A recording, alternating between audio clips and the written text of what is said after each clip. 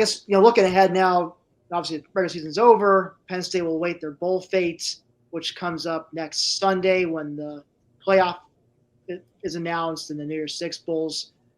Going into today, if they had the best case they were looking at was probably an Outback Bowl bid if they had won, but with the loss, they're looking at probably likely three destinations: Music City in Nashville, the Las Vegas Bowl, and then the Pinstripe Bowl in New York.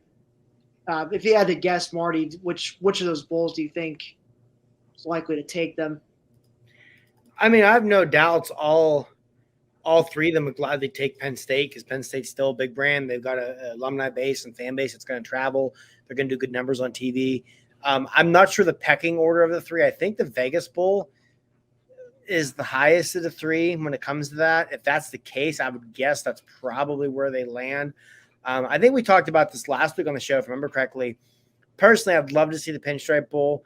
To me, that's a game because James Franklin's first year going to the Pinstripe Bowl and beating Boston College the way they did, the first time back to a bowl game after the scandal and everything. Like, that's just one of those bowl games as a Penn State fan. I'm sure a lot of Penn State fans out there agree with me. It'll always hold a special place in your heart because that bowl game meant a lot to the program and to cap off James Franklin's first season that way. And it was a really exciting game, too. Went to overtime and everything. So I would love to see a return to the Pinstripe Bowl for that reason. But I'm guessing probably the Vegas Bowl because I believe that's the top of the three in the pecking order. But we'll see what happens. Regardless of where they go, they're probably going to wind up with an opponent that is definitely beatable. So we'll see what happens. It's just I don't know. It's frustrating to sit here and think about it because we said when you're 5-0 and leading Iowa 17-3 in the second half of the second quarter, I never in a million years thought we'd be sitting here debating between Vegas, Nashville, and New York City as the postseason destination. It's amazing what a quarterback getting hit the wrong way will do to your season. Yeah, really. It's just, it's just so frustrating. I know the offensive line this year has had its struggles, but there's one play they just could have picked up that blitz, or Cliff gets rid of that ball a second sooner. And the thing is too, and this is just me probably being a miserable degenerate about it at this point. If you go back to that play, if he has a split second to throw, he has Brenton Strange wide open. It's probably a touchdown, and it's 21-3 at that point. Worst case scenario, it's 1st and goal. So that just makes it even worse to where if he does, instead of getting pummeled on that play and getting injured, is able to get off a good throw.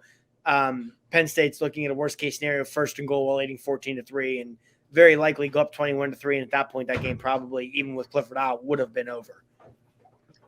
Yeah, I guess if I had to guess, I'm thinking Vegas or Music City. I know Music City would love to have James Franklin make a little homecoming to, the place where he got his head coaching start at Vanderbilt.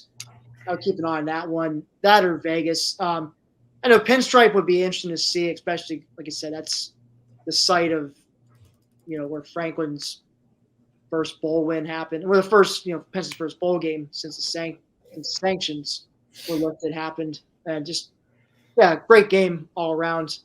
But I don't know, Vegas could be an interesting play. And I'm sure, for degenerates like yourself, that would be preferred destination for a bowl game if you can't go to a nice Florida bowl. I mean, I feel very confident in saying my wife would never ever be happy or comfortable unleashing me in Vegas with my my degenerate ways when it comes to sports gambling. So maybe that's a good thing. Yeah. Well, Marty, anything else to add? Still have any words left after all? I don't think so. It's just, like I said, it's frustration is the word that reigns supreme right now. I'm sure most Penn State fans will agree with that. In State College in Happy Valley, 7-5 is never going to cut it, especially after the way this season started with such promise. And I mean, even coming in today, it was like, you know what? Yeah, we should be better than 7-4 right now, but you win this one. You have 3 wins over top 25 teams.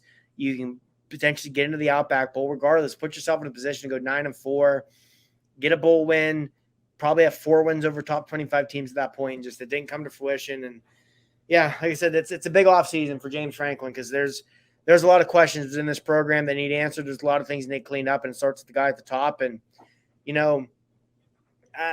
my wife and I were talking about this before you and I started recording, and she said to me, I was just kind of complaining about last year and this year. And she said about, the COVID stuff last year and injuries this year. And I said, yes, but when you're making $85 million, you got to find a way to make it work. And I think that's where they're at right now as a program. I mean, the Franklin extension, regardless how people feel about it, good on the program for committing, because I'm hopeful that we finally have gotten the commitment out of them that is needed. There also seems to be a lot of positive buzz about what's going to happen moving forward with the new university president and things of that nature in terms of the football program. But that's all off-season talk. I'm sure we'll have plenty of shows in the off-season to delve into things of that along those lines. But I'm sure yeah, we'll talk with Mark during the off-season to discuss such things. Exactly. So yeah, big off-season ahead for Franklin. And ultimately, I know we've talked about the guy a million times on here this year, but with Drew Lar coming in, I definitely feel like it's an now or never type of situation. The one thing this program has lacked under him is that truly elite quarterback. In a lot of ways, Sean Clifford's kind of held the program back in recent years, which is funny because this year not having him is what held them back. But you finally bring in that quarterback who should be your game changer. Could potentially be your Deshaun Watson, what Deshaun Watson was to Dabo Sweeney and Clemson, that get you over that hump. So we'll see what happens. But, until then, it's going to be a longer offseason than I think was originally anticipated for Penn State fans. Right. And I guess I forgot exactly what I was going to say. But, well, actually, yeah, about with Drew Hour coming in, I do feel like these next few years are really going to be, I think, make or break. I know I saw a bunch of, angry fans on Twitter going, 10 more years of this stuff, but no, it's really the next 3 years are going to be the most, if they can get over the hump with, with Aller eventually quarterbacking the team, win the Big Ten, get to the playoff finally, then, okay, he'll probably stick around as long as he feels like it. But if not, though, they don't get over the hump, then I get the feeling probably after 2024 he ends up leaving for another job. I may have a hard time seeing him actually get fired, but he'll especially the way that contract's written. It's a right. Jackson did a terrific job of getting him a contract where he basically is not fireable. Not fireable, but his buyout gets pretty low after a couple years, and it'll be easy for him to get bought out by somebody else. So hopefully it won't come to that. Hopefully this incoming class, Drew Aller, Nick Singleton, Dennis Sutton, rest of the crew, hopefully the subsequent 23, 24 class that come in also can help get this team over the hump. We'll see. Going to be an interesting off season, probably an interesting next few years at least, how things are going.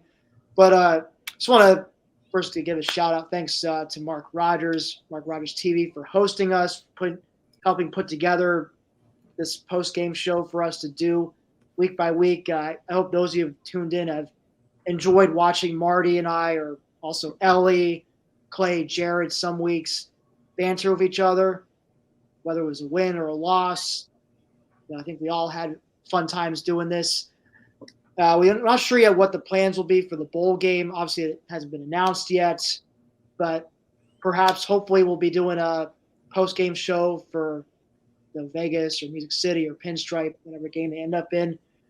In the meantime, however, you can go check out Marty and I's work at Black Shoe Diaries, as well as the rest of our colleagues. Marty, you're working into 3 takeaways right now. I'll have my position grades up tomorrow per usual. And also, as I said before, blackshoediaries.com. We cover Penn State sports year round, and it's not just football. We're getting into the winter sports. Wrestling team looking to get back to their national title winning ways. Hockey's in full bloom. And shout out to the men's basketball team. They waxed Oregon State today by 15 points in the consolation game of the Emerald Coast Classic down in Florida. They took a talented LSU team to overtime last night, a team that, frankly, they were projected to lose by double digits against.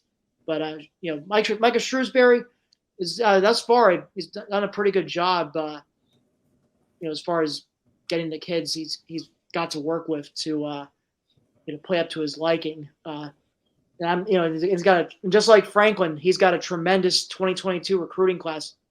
Tremendous for Penn State standards, but still got some studs in the class coming in, which can. It was highest rated class in program history. So it's highest rated class in program history. It's like a top 20 class, so it's not.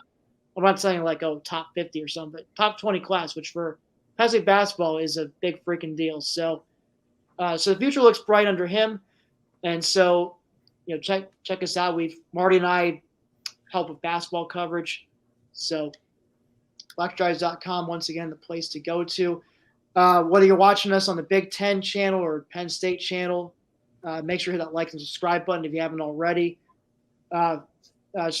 Thank you once again for tuning in, and we hope to see you next month after the bowl game.